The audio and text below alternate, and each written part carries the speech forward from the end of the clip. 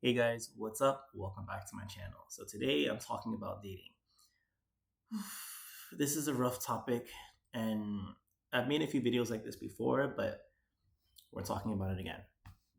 So grab your coffee. I'm gonna turn on my lights because I'm enjoying my rent. And I have my very first apartment. I am very excited to live on my own. Now, I've been single for a very long time. I always get asked why. Whenever I say I'm single, someone's like, oh, why? Why are you single? Why haven't you dated anyone? And isn't it funny that whenever someone's single, we always get asked why? We always get put on the spotlight. And the question is framed as though you're doing something wrong. Maybe it's something that you're saying. Maybe it's something on your dating app profile. Maybe you're picky, even though to be picky would imply that you have options, right? But no, I don't have options. But I think about it a lot. And for a long time, I used to wonder what was wrong with me. I look at other guys and they're in relationships, and I would think, is it that easy? You just go up to someone and ask them out, and they say yes. I think as children, we're taught that you go down a certain path, go to high school, graduate, get your diploma, and then you start college. College is around the time where you start meeting people, you start having the crazy sex, going to parties, and you'll eventually meet someone.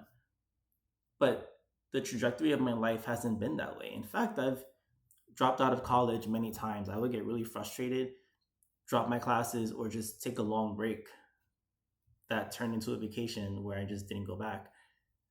And I didn't meet people. I didn't date people the way other people were dating. I had to rely on dating apps. And even on dating apps, a lot of people weren't really wanting to go on dates. And again, I used to wonder what's wrong with me. But I'm at the point in my life at age 33 where I don't really want to date someone anymore. I don't want to date anyone. So right now I work as a sign language interpreter, and a lot of my coworkers are in relationships or they have kids and then the partner left. So the father left or their mother left or maybe their partner passed away, unfortunately, but they have kids. And I think about the economy and how hard it is just to exist in New York and have a car, pay car insurance, a car note, a parking ticket, to find parking, to pay your rent, to pay your mortgage, to buy groceries. Eggs are expensive. I don't eat eggs, but you get the idea. And how could I even support a kid?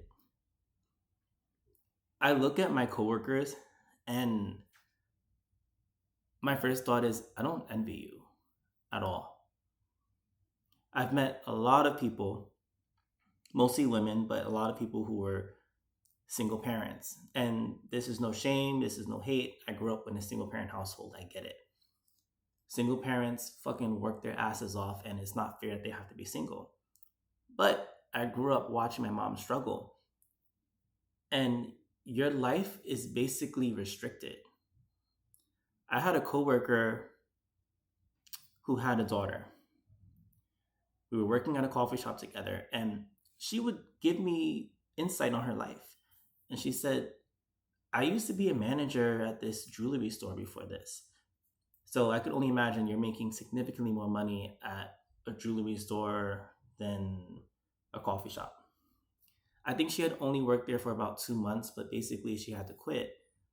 I think she had workplace drama with her manager, but she also worked at a restaurant. And at this restaurant, she was a manager, making a lot of money.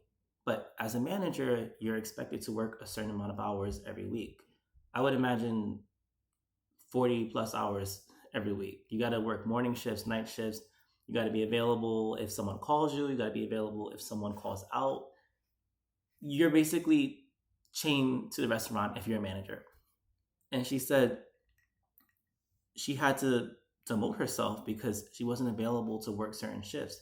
She had a daughter who was in, I guess, elementary school, and her daughter wasn't old enough to go home by herself. So she had to leave work by a certain time, go to school, pick up her daughter, and then go home.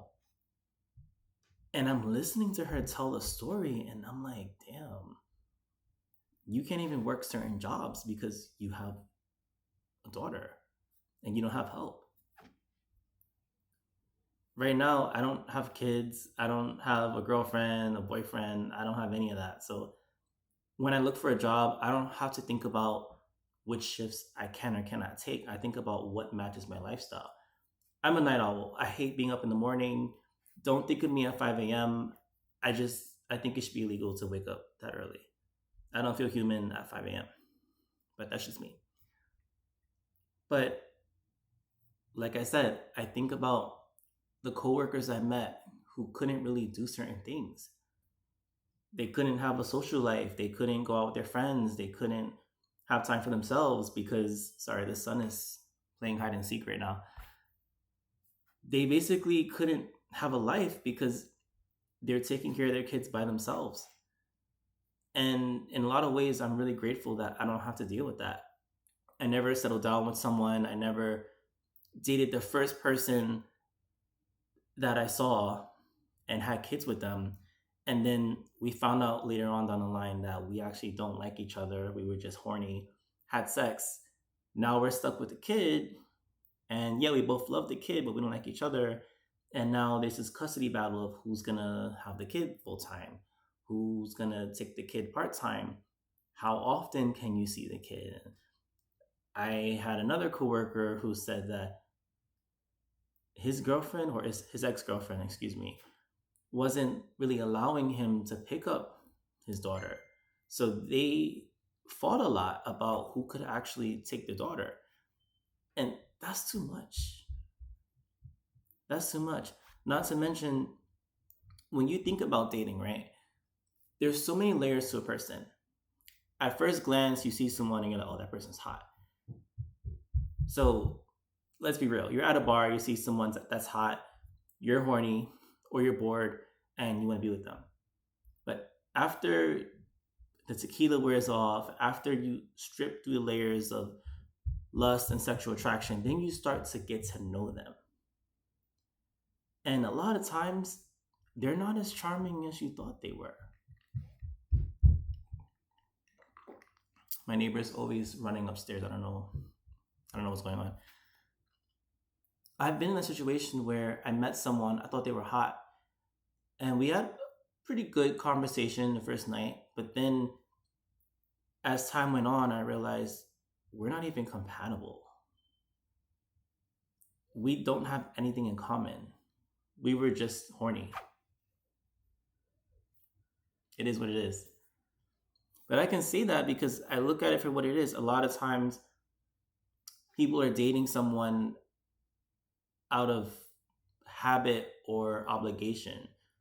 A lot of the high school sweethearts, I mean, they're lucky, but a lot of them don't really like each other. And like I said, a lot of us grew up watching our parents struggle.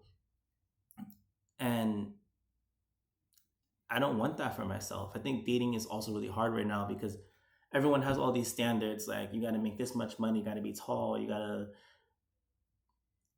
I don't know. I just think about dating someone and having to compromise my free time and spend all my time with them and the arguments. Like I remember I worked at this one coffee shop and I had a coworker who would always be on FaceTime with his girlfriend while we were at work. He's taking customers' order on the cash register and his girlfriend is on the phone. And she would come to the cafe and wait for him and she looked miserable.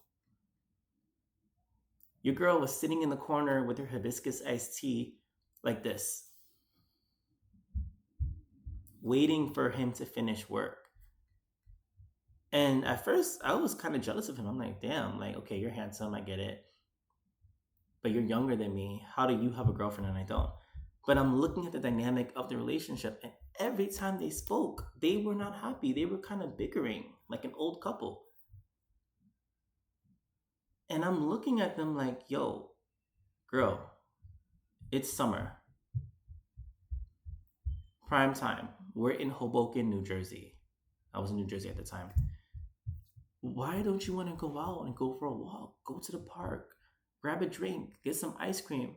You're going to sit here for the rest of the 5 hours on shift until we close the store and then drive him home.